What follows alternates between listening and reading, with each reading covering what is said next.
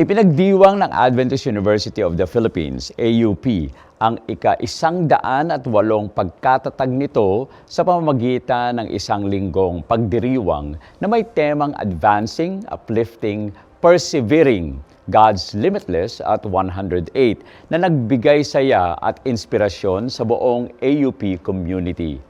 Kasabay ng selebrasyon, isinagawa rin ang isang groundbreaking ceremony sa pagsisimula ng pagtatayo ng inaabangang teaching hospital ng university. Ang makasaysayang hakbang na ito ay patunay ng patuloy na pagsisikap ng AUP na mapaunlad ang edukasyon at serbisyong pangkalusugan bilang bahagi ng kanilang misyon ng paglilingkod at kahusayan. Alamin ang kaganapan sa balita ni Hana Kabisala. Kamakailan ay pinagdiwang ng Adventist University of the Philippines ang kanilang 108th founding anniversary sa isang linggong pagdiriwang na puno ng palakasan, pagsamba at tagumpay. Mula sa ingrandeng pagbubukas hanggang sa pinakahihintay na color run, isinabuhay ng AUP ang temang God is Limitless. Narito ang mga tampok na kaganapan sa makasaysayang selebrasyong ito. Nagbukas ang pagdiriwang sa pamamagitan ng isang makulay na parada kasunod ng pangmalawakang intramurals. Sa buong linggo ay pinakita ng mga mag-aaral ang diwa ng pagkakaisa at sportsmanship sa iba't ibang kompetisyon. Naging pagkakataon din ito para sa iba't ibang organisasyon sa campus na ipakilala ang kanilang mga advokasya at anyayahan ng mga estudyante na maging bahagi ng kanilang pamilya. Higit sa palakasan, sinuri rin ng pamantasan ang progreso nito. Ibinahagi ni President Arceli Rosario sa taunang State of the University Address ang pinakabagong tagumpay at mga plano ng AUP sa hinaharap.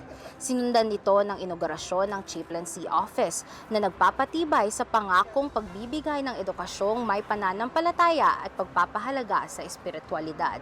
Isa sa pinakamalaking tagumpay ng linggo ang naganap na groundbreaking ceremony ng pinakaunang Adventist Teaching Hospital sa buong Asia-Pacific region. Ang proyektong ito ay magpapalakas sa mga programang medikal ng universidad at magbibigay ng dekalidad na serbisyong pangkalusugan sa komunidad. Natapos ang araw sa Limitless Praise Concert kung saan nagtipon ang buong komunidad sa isang gabi ng pagpupuri at pasasalamat. Sa nagdaang Sabat na May, nagbigay-pugay ang komunidad sa pamamagitan ng pagsamba at pasasalamat sa isinagawang Anniversary Sabbath, Sundown Worship at University Banquet na dinaluhan ng mga mag-aaral, guro at alumni. Sa huling araw ng pagdiriwang, muling nagsama-sama ang lahat para sa AUP Color Run. Higit sa kompetisyon, naging simbolo ito ng pagkakaisa. Kasabay nito ay ang paglulunsad ng AUP mascot, isang penguin na naging malaking parte na ng kasaysayan ng universidad. Ngayon, muli itong binuhay bilang isang opisyal na sagisag ng pagkakakilanlan at diwa ng AUP. Bilang pagtatapos ng linggo ng pagdiriwang, nagtipon ng mga mag-aaral para sa awarding ng mga nagtagumpay sa iba't ibang palaro at sinundan naman ng movie night.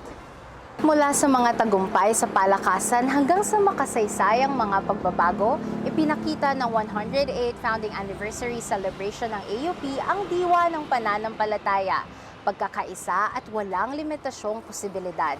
Habang patuloy na sumusulong ang universidad, magsisilbing inspirasyon ang mga sandaling ito sa patuloy nitong misyon at pamana.